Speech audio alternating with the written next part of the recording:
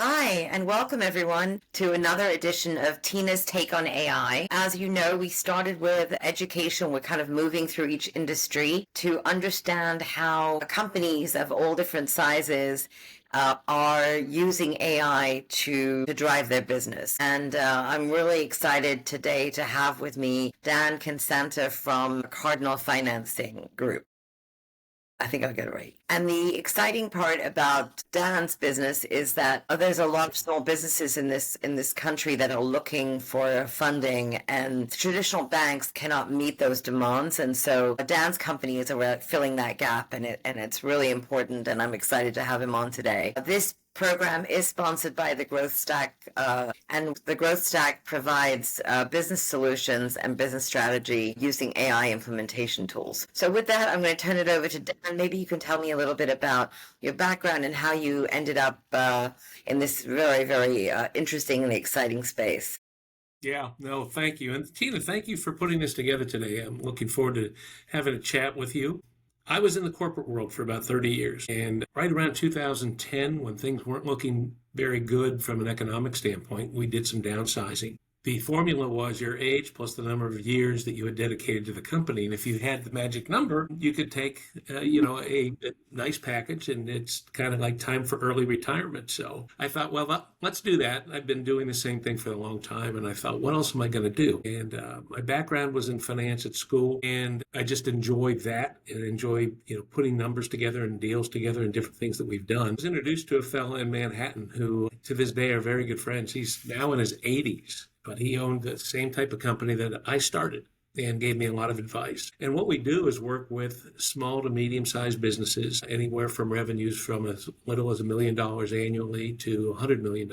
And I found in this industry that most businesses have a difficult time with access to capital. Yeah. And they may not be having a problem with their business. They may not have credit problems, but the banks, and what I found out was surprising, they turn down about 60 to 70% of the applications that they get under $700,000. And the reason for that is that the regulations that they have to go through with the government that started about 15 or 20 years ago are just costly. And if they look at everything like we look at every business, we have to look at what's the bottom line and what it's going to do for our revenue and our profit and our shareholders. So that's where the little guy comes in, the guy that's doing $1 million or doing $10 or $15 million or $20 million in business is looking for that financing. So I decided when I looked at this industry that it's unregulated. And there's a lot of different stuff that goes on in this industry, and not everything is, not everybody is as, honest, to be quite blunt about it. And I looked at it and said, you know what, if I take an interest in my client and I take an interest in their business and not worried about whether I make the deal or not, but worried whether I can help them and worried and concerned about how, when I sit back and look at it, you're looking at a company with the owners, and a decision from financing can make or break them. And there's so many owners out there that need help, and sometimes they get the wrong help. Sometimes they get high interest rate loans that just bury them. And I realized that if I can just be a consultant and ask them why they need the money or why they need the equipment and how are they going to use it and what is their, the benefit of their business, I find out there's a lot of different stories out there, and that we're able to provide a package for them, both in the short term and the long term. The interesting thing is that there's so many businesses out there that I came across, and I was appalled that they really don't have a business plan. And I'm talking about the smaller business. Right. And I've asked people before, like, well, what's your business plan say about the next 6 months? And there really isn't one. There isn't one where they can say and have metrics and have placeholders for where they want to be. So I've gotten into that as well from a consulting basis. But the bottom line is that with my business, we're affiliated with about 75 different lenders and underwriters across the country. So we can do working capital loans, we can do SBA lending, commercial real estate. We can look at a company and look at their accounts receivable sheet and buy their invoices that they have to accelerate their money. But the biggest problem I think most businesses have, and it's not a problem, it's just a hurdle, is cash flow. Cash flow. Yeah, they're running a great business, but they're their receivables are not coming in as fast as they need to have those payments that are sitting in front of them. So Dan, I run two businesses. I know exactly what you're talking about. And I also got into the trouble of the merchant cash advances, which are Mm, crippling. I mean, they end yes. up crippling the business, frankly. So the fact that there's people like you out there who are offering legitimate alternatives is really important. I had a quick question. Size of the average size of your loans. Do you have an average size? Is it all over the place? Yeah, we can provide funding for as little as $25,000, whether that's a piece of equipment or whether it's just working capital that you need. Our sweet spot is somewhere between $150,000 and $750,000, that range. So we have the ability to go lower than that. We also have the ability, we put deals together too, where we've gotten into into the millions. But what we focus on is that business who needs that, 100,000, 700,000 max. Yeah, I mean, that's kind of that's the sweet spot of most businesses. I know when I was running my business, we were, it was the cash flow to meet payroll because, you've got the lag period between, and we did a lot of government work, so it takes longer to get paid when you're working with a lot of the states, Right. counties, etc. I mean, they pay you. It's just Yeah, you have to wait for it. exactly. So when you look at so I think first of all, being a small business owner myself, what you're providing is really invaluable. And frankly, there's a lot of alternatives that are not good Right. available, in the market. And I think that even someone like me who came from a financial background can be seduced by some of we can give it to you tomorrow, you can get it, how am I going to make payroll? Oh goodness, I need it today, right? Right. And the return and the rates are astronomical where you'd be like, what is this? So what is your process for a loan approval? Yeah. There's a couple of different things there with the MCA category, the merchant cash advances that are so outrageously expensive. The good thing is that there's several states now that have legislation that makes that type of lending exposed to the borrower. So that's a good thing. But my process is simply and we get a lot of referrals, and not to go into the other direction, but most of our referrals, a good portion of our referrals come from banks because banks can't satisfy their customer. Yeah. They don't want their customer going to the competitive bank. So we happen to be a very good opportunity for the bank to tell their customer, hey, we can't do this, but we have a company we work with that does. So everybody is happy. But the process is very easy. My first phone call with anybody that's looking for any kind of funding is exploratory. It's kind of like, okay, what are you looking for? Tell me about your business. Tell me where you are financially. We talk about credit. We talk about different things. And that's got to be the first step, because a lot of lenders will say, hey, hold on a second, fill out this application. We'll get back to you by this afternoon, and we can have money on the table by tomorrow morning. Right. And that's not necessarily an MCA lender. There's a lot of fintech lenders that work like that. That if you go online, you can fill out the application right away, and you're promised, if you qualify, to get the money tomorrow morning. But that's not what we're all about. So my first phone call is always process, which is, tell me about you, tell me what I can learn about you, tell me how I can help you. And then we start talking about, here's what we need to do. So we need a credit application. And we process that application under what's called a soft pull. So it doesn't affect anybody's credit from an inquiry standpoint. And then we look at bank statements. And we have the ability to make loans under $250,000 to $300,000 with just bank statements and application. So we don't have to go through all the tax returns that are necessary. In some cases, we do. And then when we get into the large amounts, we do. But from that point on, I can tell by the package that we've got who in my lending pool is going to be the best opportunity for this client. And we don't hand off our client to the lender. We work with the lender and our client and basically hold their hand throughout the whole process to make sure that they're doing what they need to do with them to make the loan. And so does our lender. And it's a really nice process, and we take it right to closing.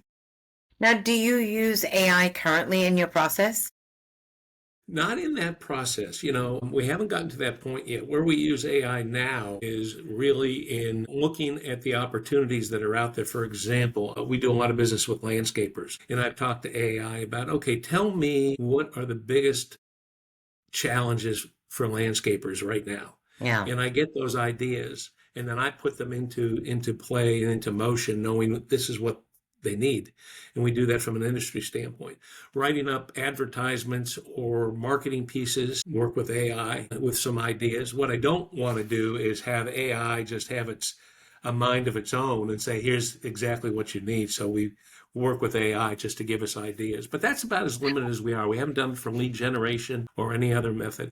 So one of the interesting things about AI, I mean, as I've gone into this rabbit hole, which is that for efficiency, like document processing, anything that requires volumes of information, it's pretty unmatched, in terms of just organizing documentation and, anything that is related to processing of information in an orderly manner.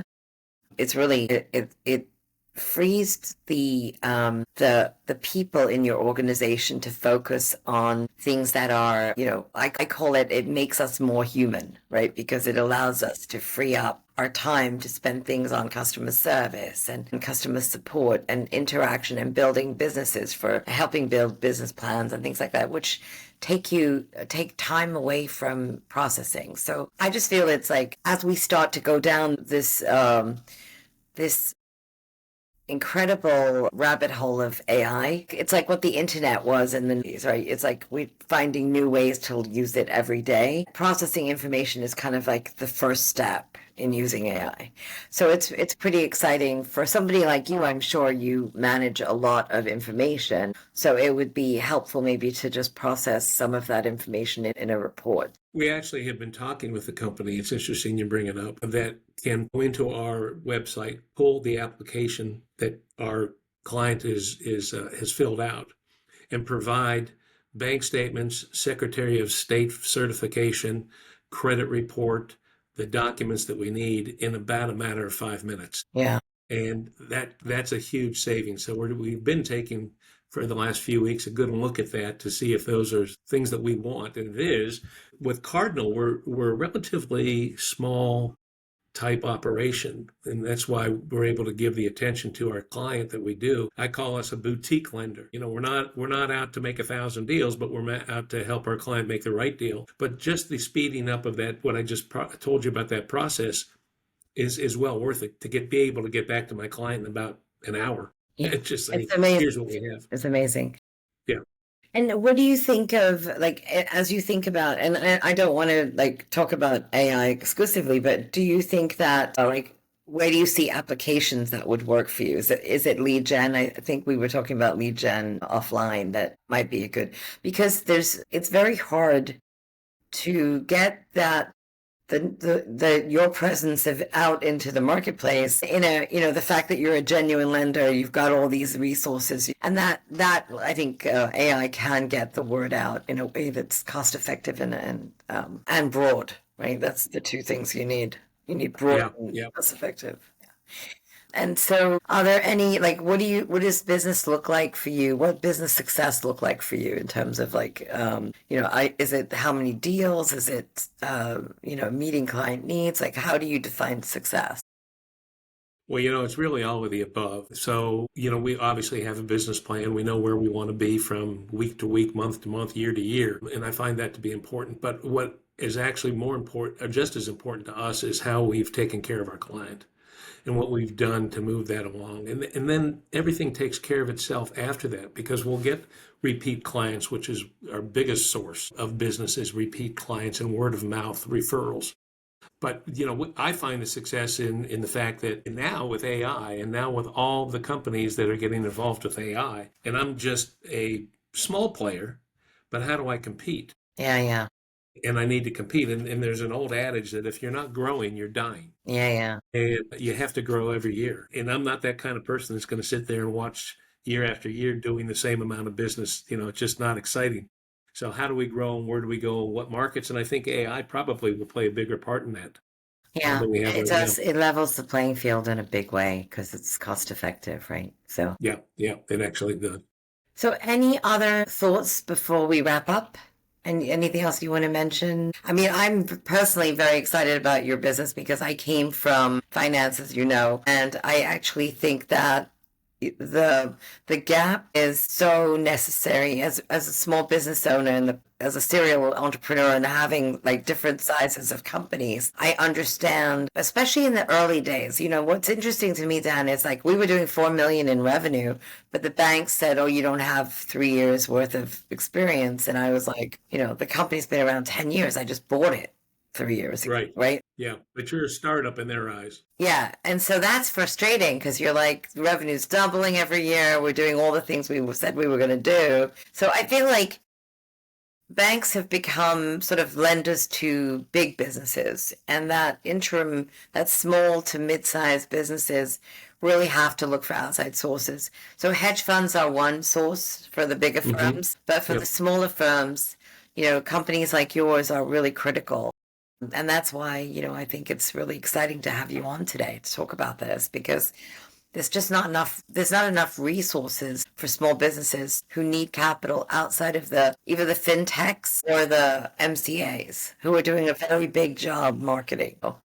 Exactly. And, it's as we talked earlier, the expense for the bank, their bottom line on doing certain size loans is not there. But the other thing, too, is that a lot of times it's hard to keep a relationship with a banker. If you are a business person and you go to the bank and you've had this loan officer that you've been working with, a commercial loan officer for 2 or 3 years, and they get promoted, then somebody new comes in, you have to start over again, or they've left, and that other person isn't as excited about your business as you were. The one thing that I try to do, and I think as a smaller player in the field, is to really understand their business and be there for anything. And we will recommend things that don't benefit us. I don't know how that phone got on, but I apologize. No problem. I'll edit it. Okay, good. Yeah, but I think that you need somebody out there that's working with you and for you. Yeah.